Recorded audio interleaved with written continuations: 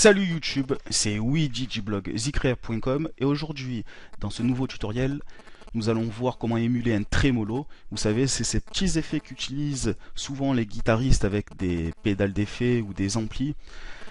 C'est aussi l'effet trans que l'on retrouve sur les fameuses tables de mixage Pioneer DJM 600 et 800.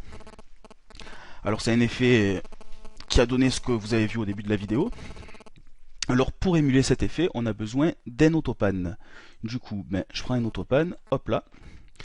L'idée, c'est de moduler le signal, le volume d'un signal entrant. Du coup, vous entendez le sample que j'ai utilisé. Et on va moduler ce volume grâce à l'autopan. Alors comment faire? Déjà, il faut jouer avec le paramètre Amount pour jouer sur les niveaux de profondeur de modulation. Ensuite, on choisit l'onde modulatrice, mais avant, il faut s'assurer que la phase soit à 360 degrés ou 180 degrés ou 0 degrés pour jouer sur la vélocité et non sur la panoramique du son, car Autopan à la base est fait pour gérer la panoramique. Et ensuite, on règle le nombre de répétitions du cycle de l'onde sélectionnée grâce au paramètre rate. Alors il y a le mode Hertz et le mode synchro. Alors le mode synchro, ça se synchronise au BPM, et le mode Hertz, alors pour ceux qui ne savent pas c'est quoi un Hertz, la définition c'est le nombre de répétitions d'un événement à la seconde. Du coup, si par exemple on met 1 Hertz ici, hop là, et bien le nombre de répétitions de cette forme qui s'appelle la sinusoïdale ou la dent de scie par exemple, le nombre de répétitions sera de 1 par seconde. 1, 2, 3, 4, et si on augmente, hop là ça passe à 2 par seconde, 3 par seconde, 4, 5 par seconde, 6 par seconde, 7 par seconde, 11, 12, 13, et voilà.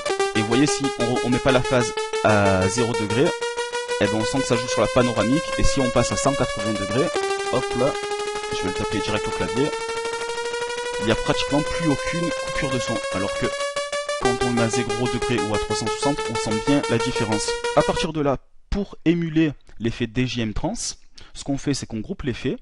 Le paramètre Amount, on le met sur le macro 8, et ça sera le bouton Level, hop là, Def, que vous pouvez retrouver sur les Pioneer DJM 600. Hop là.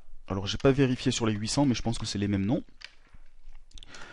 Pour le rate, en fait c'est le time sur les tables de mixage Pioneer. Hop là, CTRL R pour renommer, on appelle ça time. Alors pour le rate, il y a le rate en mode synchro et le rate en mode désynchro. Donc on l'affecte aussi sur le time. Qu'est-ce qui se passe?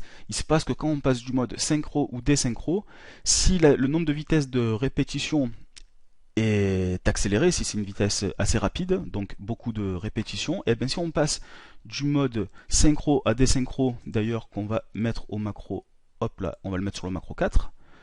Alors j'aime bien donner des couleurs sombres pour ce genre de paramètres, et des couleurs vives pour les paramètres où on sent bien le délire.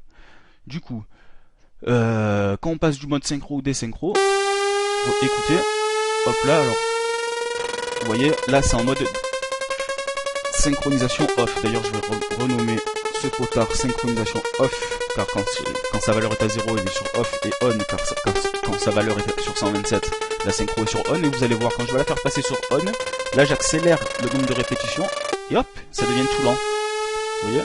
Et là, si je veux accélérer, je suis obligé de descendre le potard. Alors du coup, c'est pas très bien. Alors qu'est-ce qu'on fait? On va sur le mapping, hop, on clique sur le petit map ici, et on inverse la synchronisation ou l'autre, enfin hop là, on va inverser la le synced rate, donc le time en mode synchro avec le BPM, et on inverse le minimum et le maximum, et à partir de là, si je suis en mode synchro et que je pousse le potard, la vitesse s'accélère, et si je passe en mode off, on voit pas de grosse différence, et je peux jouer comme ça, revenir au début. Hop là j'ai remis en mode synchronisé, du coup c'est sur le BPM, et vous voyez quand c'est sur le BPM c'est moins précis que le Hertz, et ça joue par rapport au tempo qui est ici. si je baisse le tempo, vous voyez, la vitesse se baisse. Et à contrario, si je monte le tempo, ça s'augmente. Voilà. Si vous avez des questions, n'hésitez pas à venir sur le forum zicrea.com ou laisser un commentaire sous la vidéo. Et je vous dis à bientôt pour de nouveaux tutoriels.